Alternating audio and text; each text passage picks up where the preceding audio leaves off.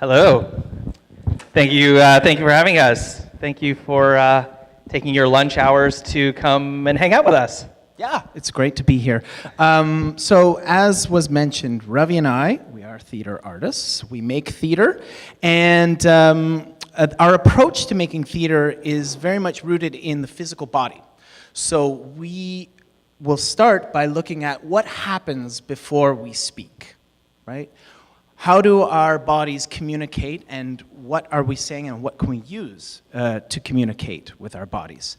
And so we thought that this is something that maybe when you're thinking about public speaking, that we oftentimes think about the ideas or the words, and maybe we don't pay enough attention to what is our body doing in the space as well. So today we're going to be looking at the idea of speaking to a large crowd through a physical approach, and since we are actors, we thought we would do some actor training. So today, you get to be actors. All right. It's exciting, There. yes? It's that easy. Don't everybody go excited. Yeah, everybody's so excited about this idea. I can see it. You're jumping under your seats. Okay. So the first thing that actors do when they're getting ready is they warm up. Okay, so we're gonna do a little quick warm-up right now. So if you feel like it, you can stand up. If you prefer to sit down, that's fine too. All right. All right, look at these guys. You're already getting up. Everybody's eager, and you're still eating, that's good. Okay, so first thing we're gonna do is we're going to work on our breath. So stick your tongue out, like this, and everybody's gonna pant like a dog.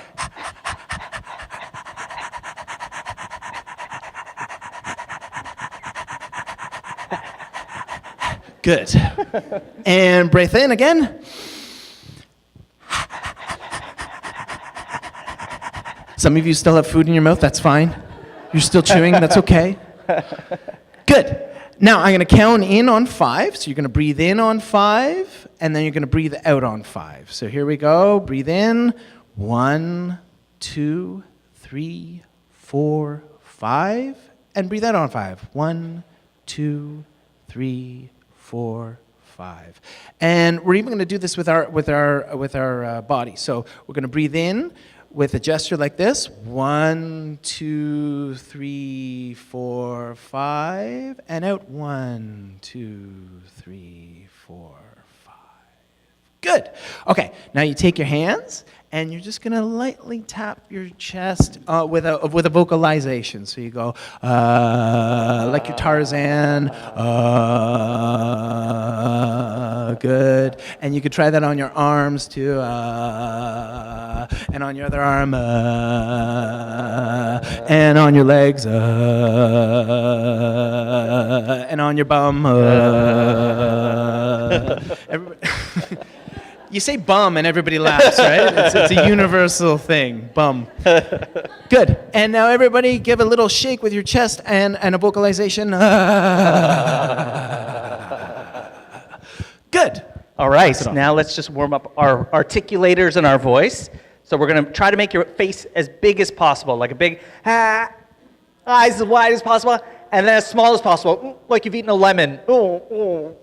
And big, and small. And big, and small, and big, small, big, small, big, small.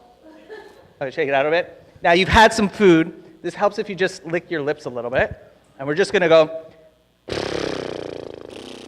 just flutter your lips.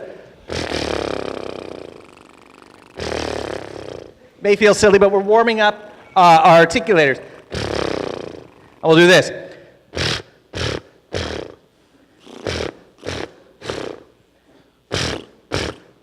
So it needs a certain amount of energy to do that. Okay, now we're going to add some voice here. We're going to go. Right? Like a waterfall of sound. And let's go up. The car is starting. Waterfall. Rev up the motor. And again. Yeah, we get it wrong. It's good. It's good to get it wrong. Great. Let's try just counting. So sometimes when we play with acting, Modulating your pitch is really important. So we'll try this. We'll just wait and I'll go. So we'll go 1, 2, 3, 4, 5, 6. And we'll just count to 10. Ready? 1, 2, 3, 4, 5, 6, 7, 8, 9, 10. Great, amazing. Let's do it again. 1, 2, 3, 4, 5, 6, 7, 8, 9, 10. Awesome. Okay, another one. Imagine that your tongue is a pencil, and you're going to spell your name out here in front of you. So I'm going to go, Make sure you dot those I's and cross those T's. Try to spell your name as best as you can, really like a fine pencil. Spell your name. It's great. It's great. Why not? Okay, last one. This is more advanced. It's going to get a little messy. So what you want to do is hold your tongue, and we're going to say that I'll demonstrate, and you're going to say just the days of the week. And the trick is you really want to hold your tongue out there. I'm going to go Monday, Tuesday, Wednesday, Thursday, Friday, Saturday, Sunday. And now, Monday, Tuesday, Wednesday, Thursday, Friday. Do you feel the difference? Just brings the sound forward in the mouth. And by just making these little adjustments, putting energy into parts of our mouths, we're just, the body is an instrument. This is why we warm up. The body is like a guitar. If you don't tune the guitar, the musician can't play the notes right. So for us in actor training the body, it's so important to bring awareness and attention to our articulators in order to get our ideas across to the end of the room. So that's really why we warm up. Great. Introduction to actor training. You're all in. You can all stay. This is great. Yeah, you've all passed level one. Okay. So you can have a seat again if you want. I should say too, often when people are about to give a speech or speak publicly, we get very nervous and anxious. And to warm up, to stretch, to put your attention into articulators, it's a great way to just relax and just realize, get in your body, don't stress about what you have to do, and put your attention and energy into yourself. Mm-hmm. So, as we mentioned, we have a physical approach, so we thought we would frame this discussion through the five senses that we have in our bodies as a way to structure what we're going to talk about. So the first sense we're going to talk about is smell, scent. And what I'll say is you have to nose your audience. Ooh. She liked it. Yeah. Not everybody liked it. That's fine. Ooh. Yeah. Okay. So one thing that actors do, acting 101, right, is we have to find out who is in the scene with us, right? Who are we acting with? We ask ourselves, who am I speaking to? What do they want? And what do I want from them? Right? This is essential, right? Because it changes the way that you're going to communicate with them. So we're going to play a little game right now to give you that kind of, it's research that we have to do, and we're going to do some research together. So here's what I want you to do. Everybody can make this sound. Ooh. Good, good. And you can wave your arms. Ooh. Okay, so you're the wind. That's what you are. I hope the people online are doing this at home as well. Yeah. Yes, exactly. So we're going to play a game called The Wind Blows. And how it works is, I will say, the wind blows for anyone who, and then I will say a statement. And if it's true of you, you can go, ooh, okay? So you're the wind, yeah? So, for example, I might say, the wind blows for anyone who is attending the Maytree 5 Good Ideas session today. Great. And if you're not doing this, you might be in a different place, a different dimension. That's okay too. So now we can use this as research. So some of the things we could say, the wind blows for anyone who works in the public sector. Okay. The wind blows for anyone who works in the private sector. It's a really quiet wind. It's just a breeze. It was just a breeze. Just a little breeze. Very private. That was a private win. That's good. Yeah. And the wind blows for anyone who works in the not-for-profit sector. Okay. Loud and proud. There it is. So already I know some information about who's in the room, and I could continue asking some questions. I could start to find out, who you work for, maybe who pays your salary. Maybe I want to find out how much you make. But I'm not going to ask those questions right now. No, we're not going to ask those questions. But that's where you work. There could also be, I want to find out some information about what you like personally, what you like as a human being. So I might say, the wind blows for anyone who is a parent. Okay. The wind blows for anyone who likes dogs. Most of the room. We got dogs. Dog lovers in the house. Versus That's cats, good. maybe, I don't know. The wind blows for anyone who is not from Toronto. Okay. And maybe people online too, I don't know. And the wind blows for anyone who likes public speaking. That's more than I thought. That's great. That's wonderful. The wind blows for anyone who thinks that Maytree does exceptional work. See that, everybody? See that? That's information there. Okay. That's good to know. So this is information that we're finding out. It's research, right? And why do we want to know this? It will change the way that we are communicating, right? It will change how we present our ideas. In acting, we call these tactics, okay? So I use different tactics depending on who I'm speaking to and what the situation might be. So in this case, we're finding it out physically in the room, but of course you can do it ahead of time. Of course you have this thing called the internet. Of course you have friends and colleagues that might know who is going to be in the room that you're talking to. What do they want? What are they concerned about? And how can I tailor my message to communicate to them? Yes. Great. Thank you, Dan. So the second sense we're going to talk about is touch. So in the theater, a lot of what we do is about creating connections, building relationships on stage. And one of the most important ones for us in the work that we do is, how do we connect to our audience? What is that connection? How do I establish a connection?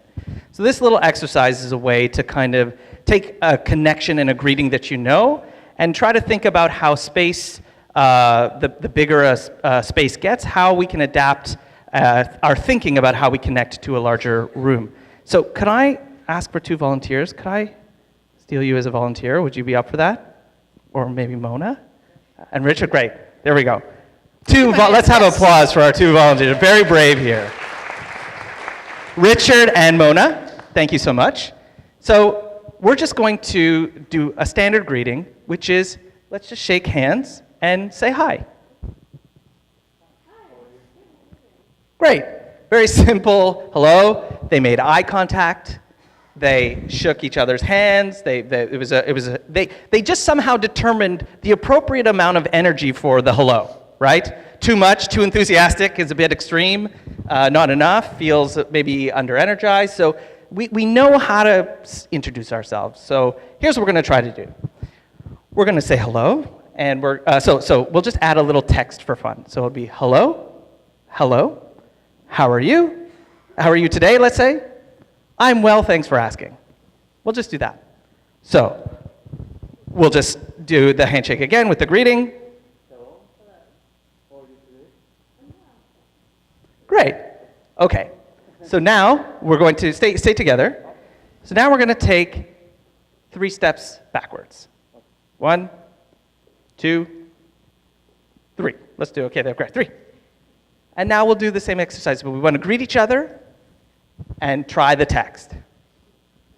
Hello. Hi. How are you? I'm well. Right, yeah, okay. We're improvising this text. Fantastic. So small changes, right? So we change the text. Hi. Our energy changes a little bit. The volume changed a little bit. Now let's take another 3 steps back. 1, 2, 3. Nothing's behind you, we're good? Okay, and now let's try the same thing. Hey. How are you? I'm good, thanks. Fantastic, fantastic. Amazing. So right away, the further we got, a gesture emerged. Hey, right? So the same connection that we had this way, horizontally, vertically, hey, because I'm further away, my presence gets bigger. Volume obviously increased. Energy, more energy. Let's try taking another 3 steps back. And 1, 2, 3. Just to see. So, yeah. So let's just review the text. Hello, hello. How are you today? I'm well, thanks for asking. Hello. Hello. How are you today?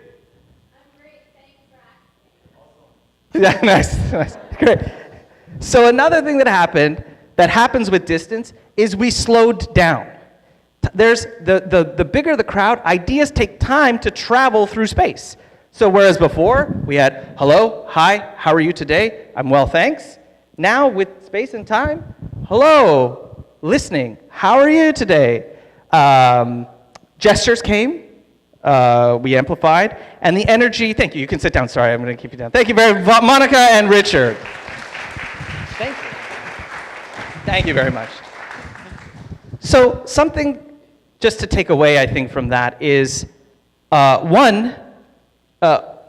major advice for us is if you ever have to speak publicly or in a big crowd, don't do it alone. You can get a partner and do a little exercise like that just to get a sense of the size of the room. I'm over here, Monica's over there, and I'm just getting a sense to remind myself of the size and scope of this entire room. And my next point on that was don't do it alone, and I've gone blank. There you go. How's that? That's a good way to demonstrate public speaking. You know, it just made me think of something. Save your partner. Yes. No, that also it's you might have a microphone when you're public speaking, Yes. but it's not about volume, right?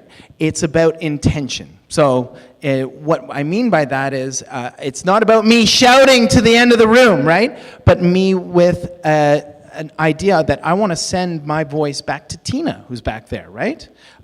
So that the space, it requires you to be conscious of where you are in the space and where everybody is in the space so that you're playing to the whole room.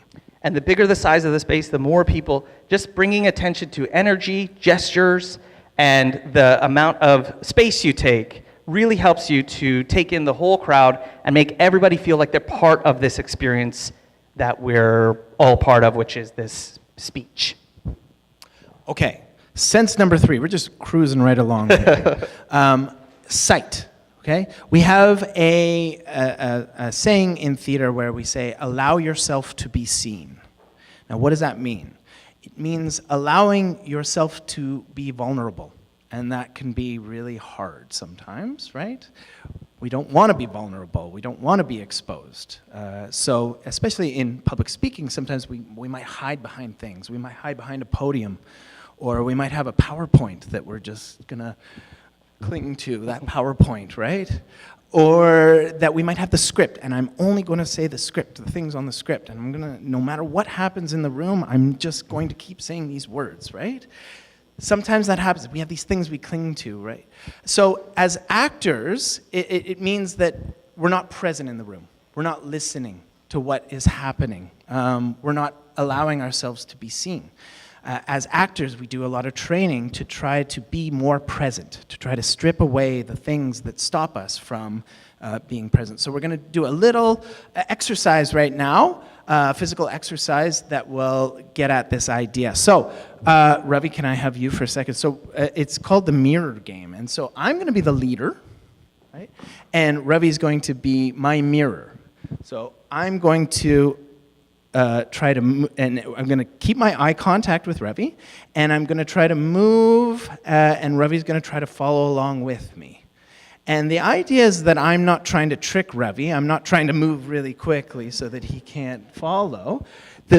I'm leading him, right? I have a responsibility as a speaker to lead the audience, and in this game, I'm leading Ravi in different ways, right?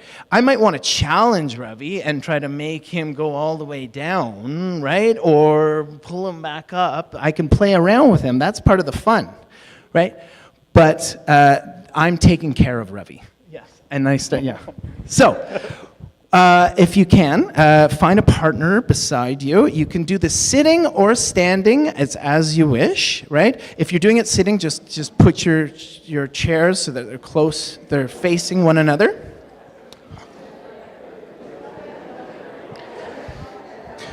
Good.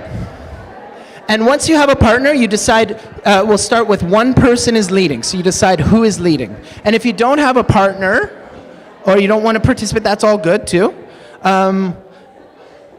Decide who's leading, and yeah, if you need more space, come on out here too. There's lots of space. And you can engage both hands, yep.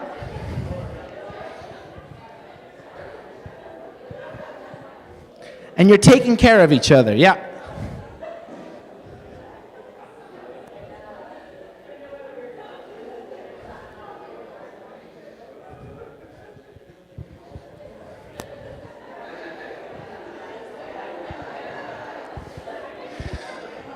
Good. So now, attention for a second. So one of you has been leading. Now we're going to switch. So the other person that was following is now leading.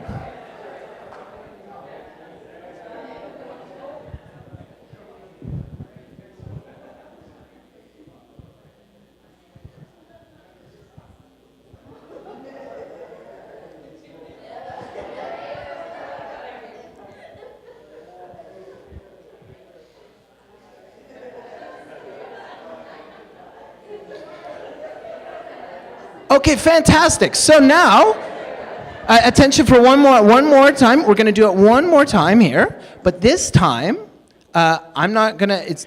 You're going to trade off as you wish. So sometimes you'll be leading, and when you feel like the time is right, that the follower wants to start to take the lead, then the follower can start to be the leader, and you'll trade off without saying, "Okay, now it's me." Right? You're going to find it in the space between you. Okay? Try it one more time.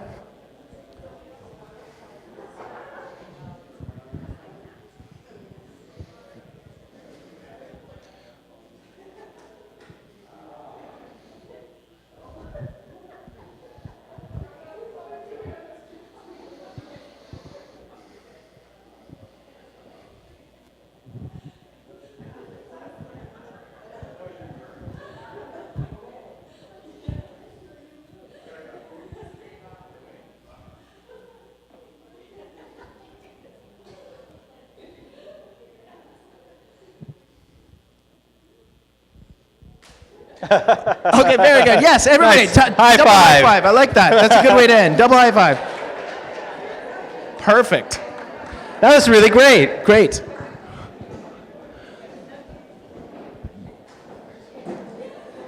So, that's great. You're all naturals. Like, I think we've got the cream of the crop acting class here. This is great. So, when we are communicating, communication is a two-way street, right? So oftentimes we think of making a speech and it's all going out this way, but there's this give and take, there's this reaction that we have to keep in mind. We're not doing this just to hear the sound of our own voices in the space.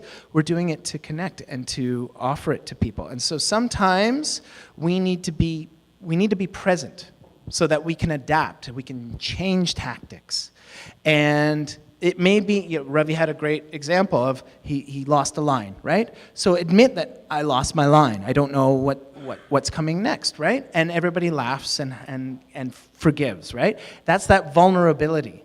And that's way more relatable than somebody going up and just talking, reading a speech out, right? Being vulnerable is relatable. We see that, right? And so you want to let people see who you are, not just what you're saying. Yeah? That's great. So building on this, we're on the fourth sense, which is hearing, sound. And so, as Dan said, speaking it's two-way communication. Listening is a huge part of how we, the phrase that my mom loves is, you have two ears and one mouth, so put more time in listening. So how do we get better listeners? How can we become better listeners? And as actors, we have tons of games that are a lot of fun to play with, practicing listening, getting better at listening. So I'm going to come on over here, and we are going to play a little listening game at this table. You're going to be our example. If you don't mind standing up. And then we'll go around the tables, can play as well. So here's what we're going to do as a group. As a group, we are going to count to 20. Okay? But here's the thing. We don't know who's going to say a number, and we don't know when they're going to say a number. So, only one person can speak a number at a time. If more than one person speaks, we have to start over again. So, let's just try, and as we try, we're going to learn how this goes. So, it begins. No? Great. Excellent. And so we start over.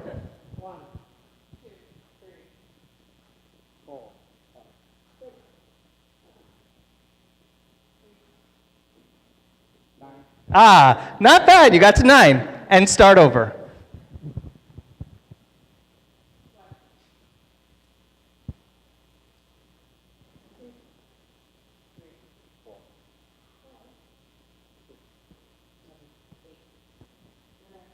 Nine again. All right, not bad. One more time. It's good. So we can say something happens around that 9 that we panic. It's great. And again, one more time.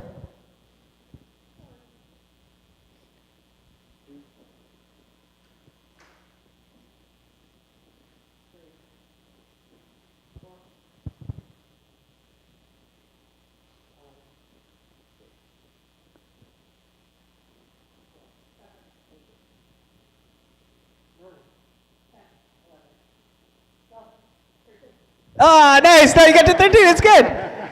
Any quick little feedback of like, the experience of that? Go faster. You go faster? You want to start saying it quickly so no one else, there's a pause before you say the next number, so you say, I'm going to say it, I'm going to go right away. You're trying to rush get in there? And no one else will go with me. So you're listening to that empty space to find your moment to get in. Yeah. Any other thoughts? There's also a little bit about energy, like in the body language, it's very you're hearing something, but you're not trying to deeper listening. You're finding other parts of yourself that are listening, or deeper listening was your words? Okay, so there's a deeper kind of listening. Any other comments?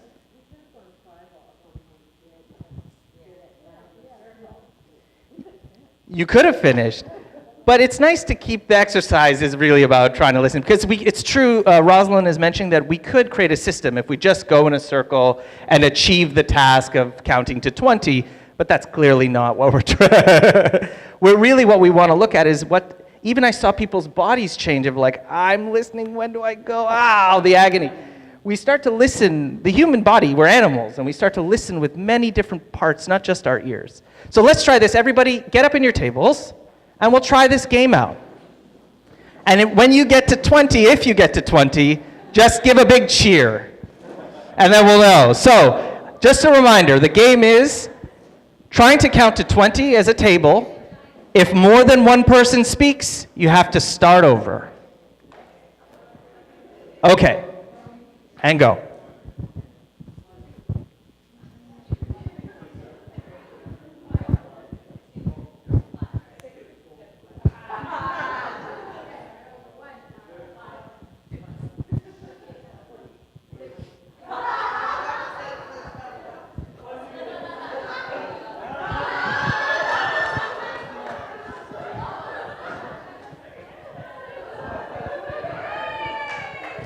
We got a winner over there. Now try to count down from 20 to 1.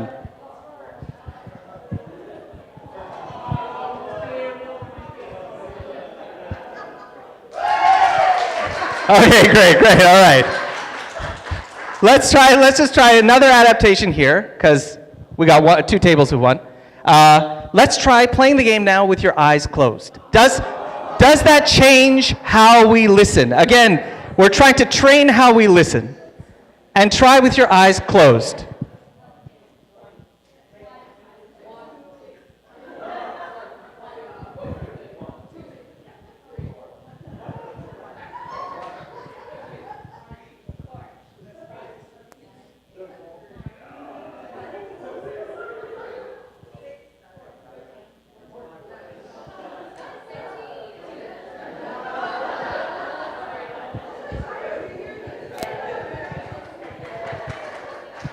Pros.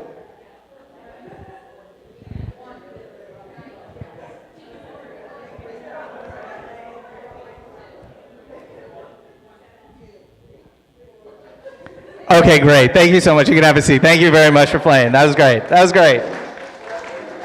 We have the pro table over there. They're going to take that on the road. So, really, this is really about training our ability to listen. And it is a practice that you can do to really train to listen. One of the things I love about it is it also reminds us when we're speaking, we're creating something with the audience. We're not just alone there. We're in this circle of people. As a speaker, we're all creating this experience together, so that heightening that listening is so important to remember that we're not alone up here, because a lot of the anxiety sometimes comes from the fact that I'm carrying the load of running this room. One practical way to help you with public speaking for listening is to build in a check-in. Every so often, maybe 5 minutes, depending on how long your speech is, just a check-in that says, how's everybody doing? Do you understand what I'm saying?